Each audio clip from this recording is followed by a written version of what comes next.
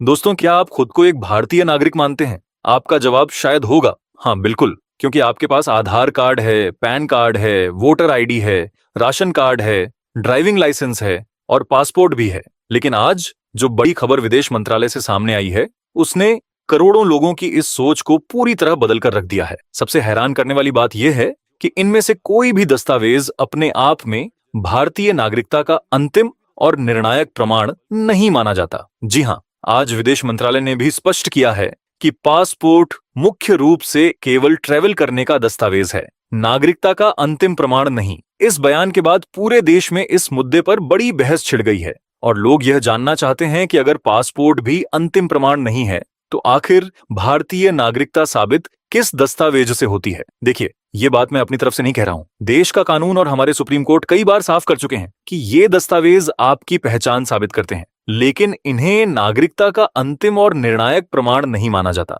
ऐसे में सबसे बड़ा सवाल यही उठता है कि अगर ये सभी दस्तावेज नागरिकता साबित नहीं करते तो फिर आखिर वह कौन सा कागज है जो वास्तव में आपकी भारतीय नागरिकता का असली सबूत माना जाता है। तो आज के इस वीडियो में मैं आपको उसी सबसे महत्वपूर्ण दस्तावेज के बारे में विस्तार से बताऊंगा। ऐसा दस्तावेज जिसे देखने के बाद किसी भी सरकारी अधिकारी के सामने आपकी नागरिकता को लेकर सवाल कभी खड़े नहीं किए जा सकते। इस दस्तावेज को बनवाने की एक वजह यह भी है कि देश के 22 राज्यों में SIR प्रक्रिया शुरू होने वाली है, तो उस समय ही आपको इस दस्तावेज की जरूरत पड़ेगी। तो आप कृपया इस वीडियो को बिल्कुल ध्यान से देखिए, क्योंकि इसमें मैं पूरी जानकारी बेहद आसान भाषा में समझाने वाला हूं, ताकि नागरिकता से जुड़ी हर गलतफहमी और हर सवाल हमेशा के लिए खत्म हो जाए। वीडियो पूरा देखने के बाद आपको साफ समझ आ जाएगा कि कौन सा दस्तावेज सबसे ज्यादा महत्व रखता है और किन कागजों को लेकर लोग वर्षों से भ्रम में जी रहे हैं। लेकिन इससे पहले इस फैसले को लेकर आपकी क्या राय है, कमेंट्स में जरूर लिखें। मैं आपका हर एक कमेंट पढ़ता हूं और आपकी आवाज उठाने की कोशिश करता हूं। ठीक है, अब चलिए बिना समय गंवाए शुरुआत करते हैं। सबसे पहले यह समझना जरूरी है कि आखिर Aadhaar card, voter ID, driving licence, PAN card या पासपोर्ट को नागरिकता का अंतिम प्रमाण क्यों नहीं माना जाता। आखिर ऐसा क्या कारण है कि इतने सालों से करोड़ों लोग इन्हें ही नागरिकता का सबूत समझते रहे हैं। सोचिए, जब भी हमें किसी सरकारी दफ्तर, बैंक या किसी योजना का लाभ लेने के लिए अपनी पहचान दिखानी होती है, तो हम तुरंत अपनी जेब से आधार कार्ड निकालकर सामने रख देते हैं। इन पर भारत सरकार का नाम होता है, हमारी फोटो होती है, हमारा नाम, पिता का नाम और पता लिखा होता है। इसलिए स्वाभाविक रूप से हमें लगता है कि यही हमारी नागरिकता साबित करने के लिए काफी है। लेकिन कानून की दुनिया सिर्फ दिखने वाली चीजों पर नहीं चलती। हर दस्तावेज का अपना अलग कानूनी उद्देश्य होता है। आम लोगों की सबसे बड़ी भूल यही है कि वे पहचान और नागरिकता को एक ही चीज मान लेते हैं, जबकि कानून में दोनों का मतलब पूरी तरह अलग है। पहचान का अर्थ सिर्फ इतना होता है कि आप कौन हैं, आपकी उम्र क्या है, आपकी फोटो और बायोमेट्रिक जानकारी क्या है और आप इस समय किस पते पर रह रहे हैं। यही वजह है कि Aadhaar card, PAN card, voter ID या दूसरे पहचान पत्र बनाए जाते हैं, ताकि आपकी पहचान स्थापित हो सके। इसके अलावा सरकारी योजनाओं का लाभ सही व्यक्ति तक पहुंचे और रोजमर्रा के काम आसानी से पूरे हो सकें। अगर हम सिर्फ आधार कार्ड की बात करें तो खुद UIDAI और सुप्रीम कोर्ट कई मौकों पर स्पष्ट कर चुके हैं कि आधार केवल पहचान का दस्तावेज है। इससे सिर्फ यह साबित होता है कि कोई व्यक्ति भारत में किसी स्थान पर रह रहा है और उसकी बायोमेट्रिक पहचान क्या है। लेकिन केवल आधार कार्ड के आधार पर किसी व्यक्ति की भारतीय नागरिकता तय नहीं की जा सकती। यही कारण है कि यदि कोई विदेशी नागरिक भी कानूनी रूप से भारत में रह रहा हो तो वह अपनी पहचान और कई जरूरी सेवाओं के लिए आधार कार्ड जैसे दस्तावेज बनवा सकता है। लेकिन इसका मतलब यह बिल्कुल नहीं होता कि वह केवल उन दस्तावेजों के आधार पर भारत का नागरिक बन गया।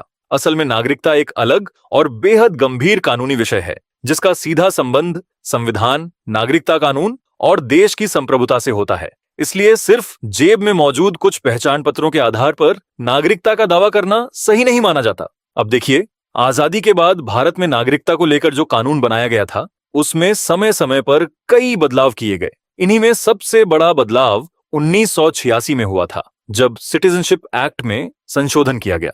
ये सिर्फ किसी कानून की किताब में जोड़ी गई एक नई लाइन नहीं थी, बल्कि इस बदलाव ने यह तय करने का तरीका बदल दिया कि आखिर भारत का नागरिक किसे माना जाएगा। इसके बाद यह संशोधित नियम 1 जुलाई 1987 से पूरे देश में लागू कर दिया गया। यानी इस तारीख से पहले और इसके बाद जन्म लेने वाले लोगों के लिए नागरिकता के नियम अलग अलग हो गए। सरल भाषा में समझें तो अगर किसी व्यक्ति का जन्म 1 जुलाई 1987 से पहले भारत में हुआ है तो उस समय लागू कानून के अनुसार केवल भारत में जन्म लेना ही उसे भारतीय नागरिक मानने के लिए पर्याप्त था। यानी उस दौर में किसी व्यक्ति को अपने माता पिता की नागरिकता या उनके दस्तावेज दिखाने की जरूरत नहीं पड़ती थी। उसका जन्म भारत में हुआ है, यही बात उसे नागरिकता का अधिकार देने के लिए काफी मानी जाती थी। लेकिन यहीं से कानून का दूसरा और महत्वपूर्ण हिस्सा शुरू होता है। 1 जुलाई 1987 या उसके बाद जन्म लेने वाले लोगों के लिए सिर्फ भारत में पैदा होना पर्याप्त नहीं रहा। नए नियम के मुताबिक ऐसे व्यक्ति को भारतीय नागरिक तभी माना जाएगा जब उसके जन्म के समय उसके माता या पिता में से कम एक भारतीय नागरिक हो। यानी इस तारीख के बाद नागरिकता के नियम पहले की तुलना में अधिक स्पष्ट और सख्त हो गए। यही वजह है कि 1987 की यह तारीख आज भी इतनी महत्वपूर्ण मानी जाती है। अगर आपका या आपके माता पिता का जन्म इस तारीख से पहले हुआ है तो आपके मामले में कानून अलग तरीके से लागू होता है। वहीं इसके बाद जन्मी पीढ़ी के लिए नागरिकता साबित करने के नियम अलग हो जाते हैं। दुर्भाग्य से अधिकांश लोगों को इस कानूनी अंतर की जानकारी ही नहीं होती, जिसके कारण कई बार सरकारी दफ्तरों में अनावश्यक भ्रम और परेशानी का सामना करना पड़ता है। अब सवाल आता है कि आखिर ऐसा कौन सा दस्तावेज है जिसे सबसे मजबूत प्रमाण माना जाता है? अगर किसी सरकारी अधिकारी, जांच एजेंसी या अदालत के सामने नागरिकता से जुड़ा सवाल खड़ा हो जाए तो कौन सा कागज सबसे अधिक महत्व रखता है? दोस्तों, इस सवाल का जवाब है जन्म प्रमाण पत्र यानी बर्थ सर्टिफिकेट। सरकारी रिकॉर्ड में दर्ज जन्म प्रमाण पत्र वह दस्तावेज है जो यह प्रमाणित करता है कि आपका जन्म कब हुआ, किस तारीख को हुआ और भारत में किस स्थान पर हुआ। यही वजह है कि नागरिकता से जुड़े मामलों में यह दस्तावेज बेहद महत्वपूर्ण माना जाता है। अगर किसी व्यक्ति का जन्म 1 जुलाई 1987 से पहले हुआ है और उसके पास उस समय का वैध जन्म प्रमाण पत्र मौजूद है या उसका रिकॉर्ड नगर निगम, नगर पालिका, ग्राम पंचायत या संबंधित सरकारी कार्यालय में दर्ज है, तो यह दस्तावेज उसके जन्म का सबसे मजबूत सरकारी प्रमाण माना जाता है। ऐसे रिकॉर्ड भविष्य में किसी भी कानूनी प्रक्रिया में बेहद उपयोगी साबित हो सकते हैं। हालांकि यहाँ एक बात जरूर समझना जरूरी है कि सिर्फ जन्म प्रमाण पत्र होने का मतलब हर स्थिति में अपने आप नागरिकता साबित हो जाना नहीं है। नागरिकता से जुड़े मामलों में कौन सा दस्तावेज पर्याप्त होगा, यह संबंधित कानून, परिस्थितियों और सरकारी प्रक्रिया पर भी निर्भर करता है। इसलिए किसी विशेष मामले में अंतिम निर्णय संबंधित प्राधिकरण ही करता है। अब मुझे पता है कि इस समय बहुत से लोगों के मन में एक और सवाल जरूर आ रहा होगा, खासकर गांवों और पुराने समय में जन्मे लोगों के परिवारों में, क्योंकि उस दौर में न तो डिजिटल रिकॉर्ड हुआ करते थे और न ही हर बच्चे का जन्म तुरंत सरकारी रिकॉर्ड में दर्ज कराया जाता था। ज्यादातर बच्चों का जन्म घर पर ही होता था और जन्म प्रमाण पत्र बनवाने के प्रति लोगों में उतनी जागरूकता भी नहीं थी। तो अगर आपके पास पुराना जन्म प्रमाण पत्र नहीं है तो सबसे पहले घबराने की बिल्कुल भी जरूरत नहीं है। कानून का उद्देश्य किसी वास्तविक नागरिक को परेशान करना नहीं, बल्कि व्यवस्था को सही तरीके से बनाए रखना है। कई ऐसे कानूनी विकल्प मौजूद हैं जिनकी मदद से आवश्यक रिकॉर्ड तैयार किए जा सकते हैं या पुराने रिकॉर्ड का सत्यापन कराया जा सकता है। इसलिए डरने के बजाय सही जानकारी और सही प्रक्रिया अपनाना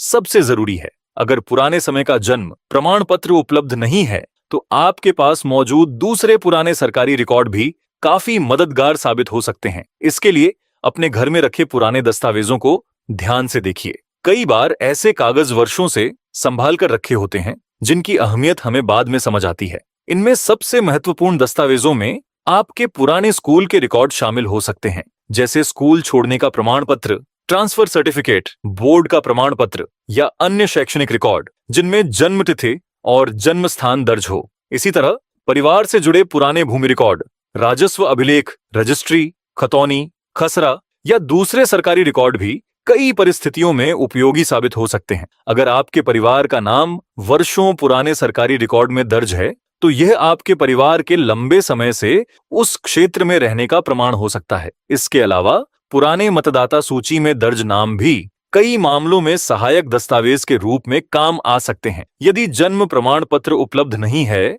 तो संबंधित राज्य के नियमों के अनुसार स्थानीय नगर निगम, नगर पालिका, ग्राम पंचायत या जन्म मृत्यु पंजीकरण कार्यालय में जाकर पुराने रिकॉर्ड के आधार पर जन्म का पंजीकरण या रिकॉर्ड सुधार की प्रक्रिया के बारे में जानकारी ली जा सकती है। कई राज्यों में निर्धारित प्रक्रिया पूरी करके विलंबित पंजीकरण या रिकॉर्ड सुधार की सुविधा भी उपलब्ध होती है। इसलिए सही सरकारी प्रक्रिया अपनाना सबसे सुरक्षित रास्ता है। अगर आपको यह जानकारी उपयोगी लगी हो तो इसे अपने परिवार, रिश्तेदारों और दोस्तों के साथ जरूर साझा करें, ताकि ज्यादा से ज्यादा लोग सही जानकारी तक पहुंच सकें और किसी भी तरह की अफवाह या गलतफहमी का शिकार न बने। वीडियो पसंद आया हो तो इसे लाइक जरूर करें, चैनल को सब्सक्राइब करें और बेल आइकन दबाना न भूलें, ताकि ऐसी ही तथ्यात्मक और उपयोगी जानकारियां आपको सबसे पहले मिलती रहे। धन्यवाद।